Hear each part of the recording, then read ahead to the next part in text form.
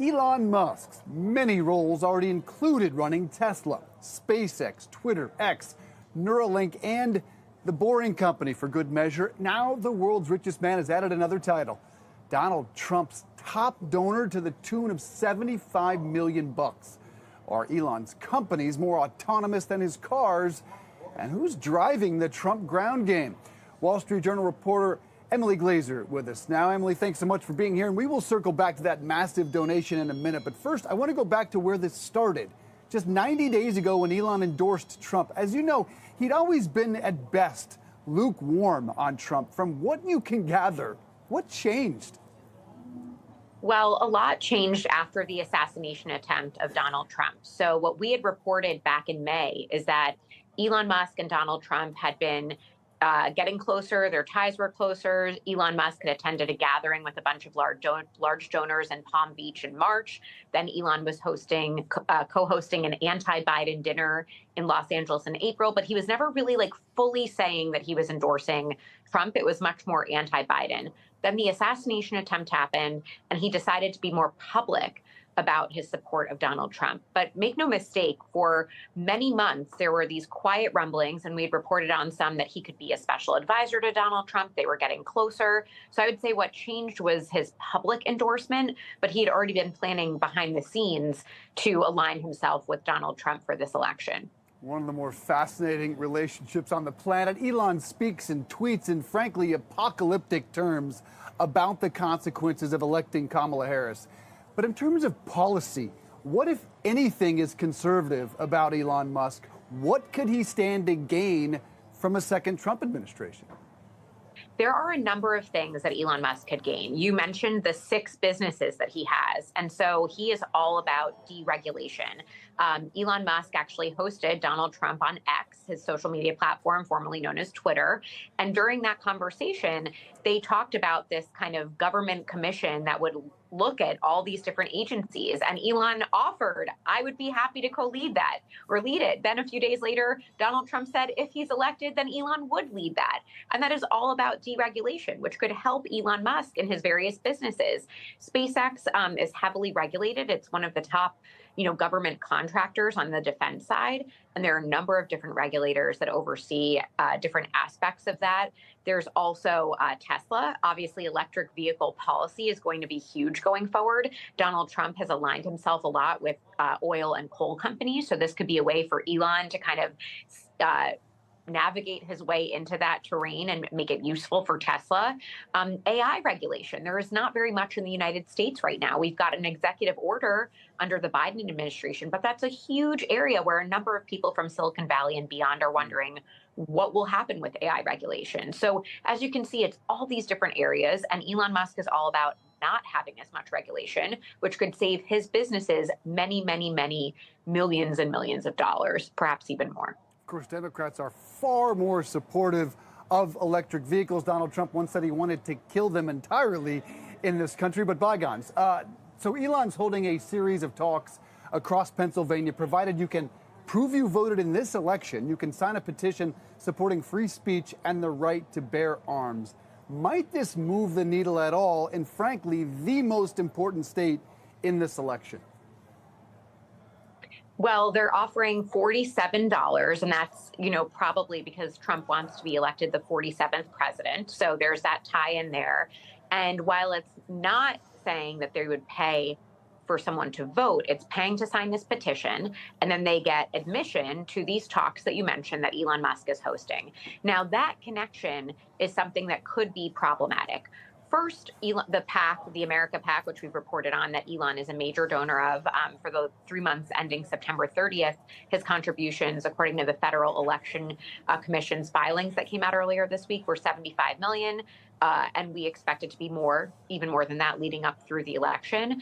The issue is that connection to then offering something for value with Elon Musk's talks, because I've seen some folks compare it to Taylor Swift having a concert and saying you can go for free, but you have to pay to sign this thing in order to go. And so it's that value exchange, and that's where it could get into really tough terrain with potentially breaking some of the rules about not paying anybody or offering something of value to vote. Yeah, that's an interesting space to watch. Now, Elon is essentially, with that PAC, the Trump ground game at this point? Are there any concerns among Republicans and Team Trump? Make no mistake, this is a very tight election.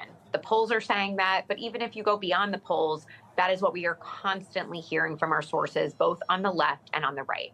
Now, the PAC that Elon is tied to is essentially the vehicle for the RNC to get this ground game going. There are 7 key swing states, and what we have heard over and over again is that it is all going to come down to undecided voters in those swing states and whether they will actually get out and vote. And it's really hard to predict that. Elon Musk and that PAC, the America First PAC, have been really trying to be creative about different ways to get out the vote and to convince voters to vote. But they've also had problems. Elon has fired a number of different vendors from that PAC, and he even tweeted and acknowledged recently that they were trying to fix some of their problems, whether it was, certain elements of getting out the vote and having there be mistakes.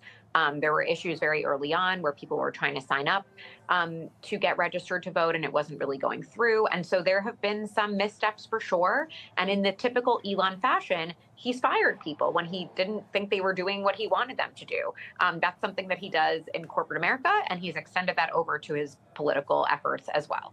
I don't know if there are numbers, Emily, or something in your gut. Is Elon Musk a persuadable figure? Are there people that are going to be moved by what he's saying or tweeting? I don't have a magic ball, Dave, so I hesitate to answer that, but I will say this. Elon Musk has roughly 200 million followers on X. So we don't know how many of those people are, U.S. citizens, real people, whether they are registered to vote, whether they can vote, but it's still a huge number. It's just like asking the question of, is Taylor Swift going to move the needle now that she endorsed Kamala Harris? You don't know for sure, but you do know they have massive followings, and you can't discount that. And so I feel like it's one of those things where time will tell, and it certainly does not hurt Donald Trump that he's got Elon Musk, who has a massive, rabid following of people, and we will see what happens. When Elon is donning a Black Make America Great Again hat and jumping up on the stage in Butler, Pennsylvania, you've got to imagine that's going to do something. It's unclear exactly what it will do, though. Yeah, my assumption is most Elon bros were already in the Trump camp, but this might be akin to the Taylor Swift subject. Her supporters were largely already in the Kamala Harris camp. Will she come out and kind of counter that Elon message in the final concerts on the Eras Tour? I can't help but wonder. Let's talk quickly about SpaceX suing a California commission alleging political bias after it blocked them from increasing the number of rockets launched in the state. And problematic for California is the commissioner, Gretchen Newsom, who said Elon's hopping about the country, spewing and tweeting political falsehoods, attacking FEMA while claiming his desire to help hurricane victims. Might Elon have a case here? So it is not brand new that Elon Musk and SpaceX, or one of his companies, is kind of attacking or going after regulations. Elon has a kind of intense past with the state of California. He has moved the headquarters of his companies out of California, and he has been very public that he feels there's too much regulation there. And, they have armies of lawyers and tons of people that have just been fighting the regulations there. That's why they moved SpaceX headquarters to Texas. That's why they're moving other company headquarters to Texas.